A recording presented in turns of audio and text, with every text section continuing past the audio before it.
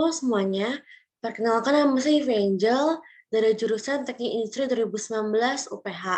Pada kesempatan kali ini saya akan mempresentasikan mengenai motivating employees dari mata kuliah manajemen perusahaan industri. Pertama saya akan menjelaskan definisi dari motivasi secara umum. Jadi motivation adalah proses di mana upaya seseorang diberi energi, diarahkan dan dipertahankan untuk mencapai tujuan.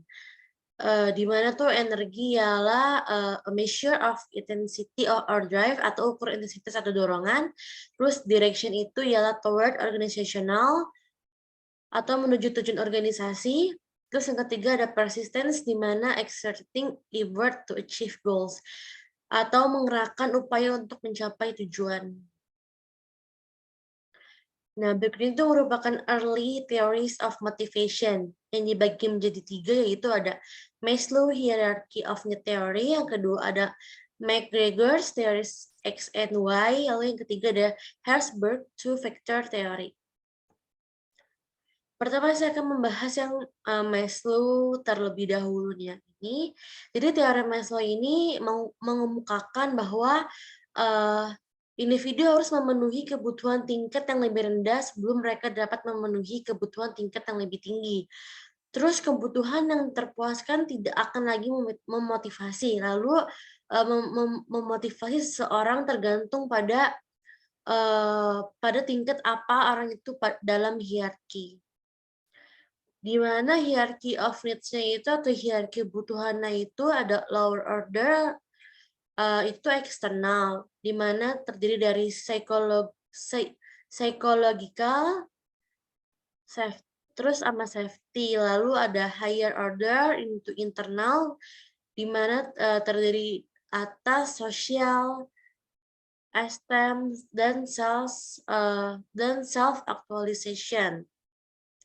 Selanjutnya ada teori McGregor's, di mana ini membahas teori X itu berasumsi bahwa pekerja memiliki sedikit ambisi, tidak menyukai pekerjaan, menghindari tanggung jawab, dan membutuhkan pengawasan yang ketat.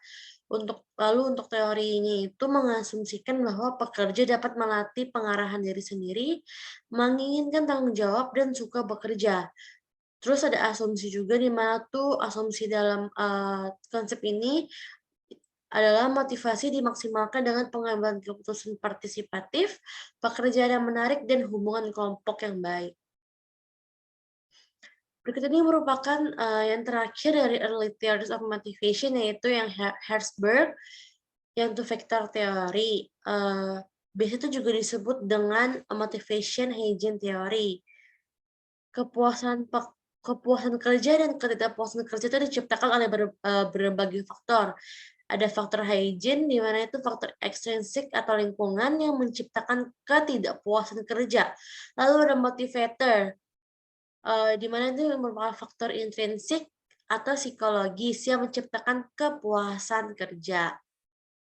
Nah, ini ada gambar yang merupakan faktor-faktor mempengaruhi dari motivator dan hygiene factor. Dapat terlihat pada motivator itu ada extremely satisfied, di mana yang berarti yang telah saya jelaskan sebelumnya berarti ini tuh kepuasan, menciptakan kepuasan kerja.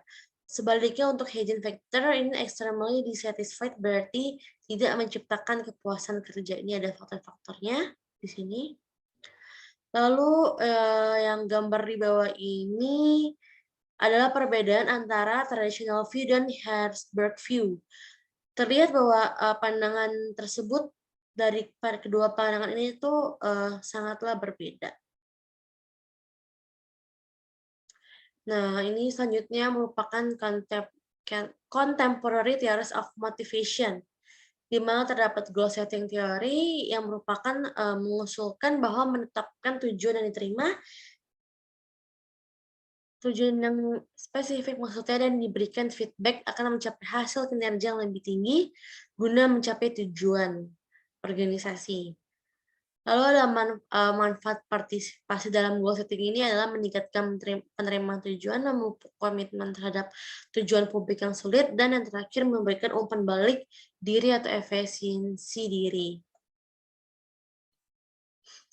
Selanjutnya ada designing motivating jobs, ini juga masih termasuk dalam contemporary theories. Ada job design di mana tuh cara tugas-tugas dapat digabungkan untuk membentuk pekerjaan yang lengkap. Suatu faktor yang mempengaruhi desain pekerjaan, ada perluasan pekerjaan, pengayaan pekerjaan, dan the job characteristic model atau disebut dengan JCM. GCM ini tuh merupakan kerangka kerja konseptual untuk perancang pekerjaan yang memotivasi, yang menciptakan pengalaman kerja yang bermakna, yang memenuhi kebutuhan pertumbuhan dari karyawan. Lalu terdapat 5 primary dari job karakteristik itu sendiri, yaitu yang pertama ada skill variety. Maksudnya ini adalah how many skills and talent are needed. Berapa banyak skills dan talent yang dibutuhkan. Lalu ada task identity, di mana tuh does the job produce a complete work. Lalu ada task significance atau how important is the job. Autonomy yang membahas tentang how much independence does the job holder have. Lalu feedback ini membahas tentang do workers know how well they are doing. Lalu ini gambar ini tuh merupakan gambar dari GCM itu sendiri atau job characteristic model. Dapat dilihat nih pada 3 dimensi. Pertama ada skill variety, ada task identity, dan task significance.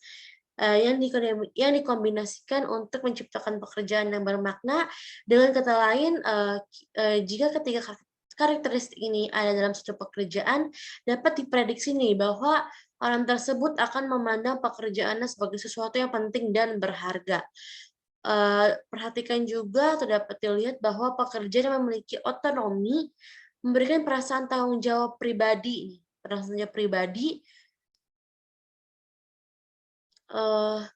kepada pemegang pekerjaan atas hasil, dan bahwa jika pekerja memberikan umpan balik, karyawan akan mengetahui seberapa efektif kinerjanya. GCM menunjukkan bahwa karyawan cenderung termotivasi ketika mereka belajar, bahwa mereka secara pribadi melakukan tugasnya itu dengan baik yang mereka lakukan. Semakin banyak pekerjaan yang dirancang, berdasarkan ketiga elemen ini, semakin besar motivasi, kinerja, dan kepuasan karyawan, serta semakin rendah ketidakhadiran atau low absenteeism and turnover, seperti yang ditunjukkan model seperti ini. Lalu dapat dilihat pada model juga hubungan antara dimensi pekerjaan dan hasil dimoderatori oleh kekuatan kebutuhan pertumbuhan individu. Individu dengan kebutuhan pertumbuhan tinggi lebih mungkin mengalami keadaan psikologis kritis dan merespons secara positif ketika pekerjaan mereka mencukup dimensi inti daripada kebutuhan pertumbuhan rendah pada individu. Perbedaan ini dapat menjelaskan hasil yang beragam dengan pengayaan pekerjaan. Individu dengan kebutuhan pertumbuhan yang rendah tidak mungkin mencapai kinerja atau kepuasan tinggi dengan memperkaya pekerjaan mereka. Lalu ini gambar ini tuh GCM memberikan panduan khusus kepada manajer untuk desain pekerjaan. Cara ini menentukan jenis perubahan yang paling mungkin mengarah pada perbaikan dalam 5 dimensi pekerjaan inti, yaitu nih menggabungkan tugas atau perluasan pekerjaan untuk menciptakan pekerjaan yang lebih bermakna, buat unit kerja alami untuk menjadikan pekerjaan karyawan penting secara keseluruhan, lalu membangun hubungan klien eksternal dan internal untuk memberikan umpan balik atau feedback, dan memperluas pekerjaan secara vertikal dengan memberi karyawan lebih banyak otonomi.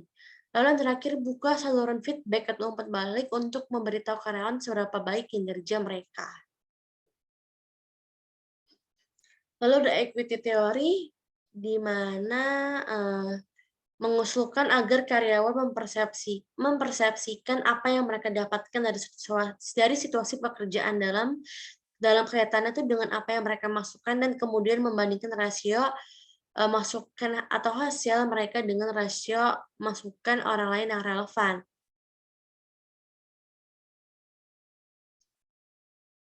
Lalu di mana tuh jika rasio-rasio tersebut dipersepsikan sama, maka terjadilah keadaan yang fairness atau pemerataan.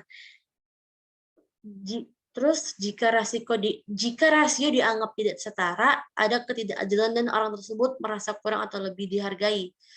Kemudian ketika ketidakadilan terjadi, karyawan akan berusaha melakukan sesuatu untuk menyeimbangkan kembali rasio atau karyawan tersebut tuh mencari keadilan. Lalu ada tanggapan karyawan terhadap ketidakadilan yang dirasakan, di mana tuh mendistorsi rasio sendiri atau orang lain, membujuk orang lain untuk mengubah masukan atau hasil mereka sendiri, terus ubah input atau hasil sendiri, terus memilih perbandingan yang berbeda, lalu keluar dari pekerjaan mereka jika mereka merasakan ketidakadilan. Selanjutnya itu karyawan memperhatikan baik sifat absolut maupun relatif atau imbalan organisasi. Lalu ada distributive justice, di mana itu merupakan keadilan yang dirasakan dari jumlah dan alokasi penghargaan di antara individu. Ini tuh mempengaruhi kepuasan karyawan. Lalu ada procedural justice, yang merupakan keadilan yang dirasakan dari proses yang digunakan untuk menentukan distribusi penghargaan. Hal ini tuh prosedur justice itu mempengaruhi komitmen organisasi karyawan. Selanjutnya ini current issues in motivation. Yang pertama ada flexible work atau job schedule, di mana terdiri dari compressed work week, yang merupakan jam harian lebih panjang tetapi harian lebih sedikit. Lalu ada flexible work hours, yang merupakan jam mingguan tertentu dengan waktu kedatangan, keberangkatan, makan siang, dan istirahat yang bervariasi di sekitar jam inti tertentu di mana semua karyawan harus hadir. Lalu ada job sharing, yang merupakan 2 orang atau lebih membagi pekerjaan full time.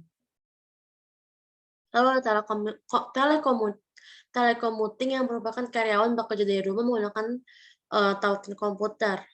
Lalu ada motivator for professional, yang terdiri dari karakteristik of professional, yang merupakan komitmen yang kuat dan jangka panjang pada bidang keahliannya. Lalu loyalitas adalah untuk profesi mereka, bukan untuk majikan. Lalu memiliki kebutuhan untuk memperbarui pengetahuan mereka secara teratur. Kemudian jangan tentukan minggu kerja mereka tuh yang dari jam 8 misalkan dari jam 8 pagi atau jam 5 sore. Lalu yang selanjutnya ada motivating contingent workers, yang terdiri dari kesempatan menjadi pegawai tetap, tantangan kesempatan untuk pelatihan, dan kesetaraan untuk kesetaraan dalam kompensasi dan tunjangan. Lalu selanjutnya ada motivating low skilled minimum wage employee, yang terdiri dari program pengakuan karyawan dan pemberian pujian yang tulus. Lalu ada designing appropriate rewards programs, yang terdiri dari open book management, yang di mana melibatkan karyawan dalam pengambilan keputusan di tempat kerja dengan membuka laporan keuangan pemberi kerja. Lalu ada stock option programs, di mana menggunakan instrumen keuangan yang memberikan hak kepada karyawan untuk membeli saham perusahaan pada harga yang ditentukan. Lalu ada opsi memiliki nilai kenaikan harga saham di atas harga opsi. Lalu ada employee recognition programs, di mana memberikan perhatian pribadi dan menyatakan minat, persetujuan, dan penghargaan untuk pekerjaan yang dilakukan dengan baik. Lalu ada pay for performance, yang merupakan rencana kompensasi variabel yang memberi penghargaan kepada karyawan berdasarkan kinerja mereka. Dapat terdiri dari tingkat persatuan insentif upah, bagi hasil, atau bonus. Nah, untuk contohnya saya mengambil contoh pada perusahaan PT Artistika Kreasi Mandiri yang menerapkan motivasi Herzberg two-factor theory ini, di mana perusahaan itu menerapkan motivasi agar mendapatkan kinerja maksimal dari karyawan untuk bagian produksi. Adanya tuntutan perusahaan untuk dapat menghasilkan kualitas yang baik untuk hasil produksinya. Metode yang dilakukan oleh PT Artistika kreasi dari ini ada 2, yaitu ada metode langsung, yaitu karyawan merasakan apa yang didapatkannya secara langsung, dan metode tidak langsung seperti fasilitas-fasilitas yang dapat dirasakan seperti kenyamanan dalam bekerja, di mana itu terbukti memotivasi karyawan. Perusahaan ini ada faktor higienis yang dipenuhi oleh perusahaan kepada karyawan bagian produksi seperti gaji, kondisi kerja, kebijaksanaan dan administrasi perusahaan, hubungan antar pribadi, dan kualitas supervisi. Lalu yang untuk faktor motivatornya tuh ada prestasi atau achievement, pengakuan, pekerjaan itu sendiri, tanggung jawab, dan pengembangan potensi individu. Nah, untuk gaji ini termasuk ke dalam faktor higienis dan faktor motivator juga.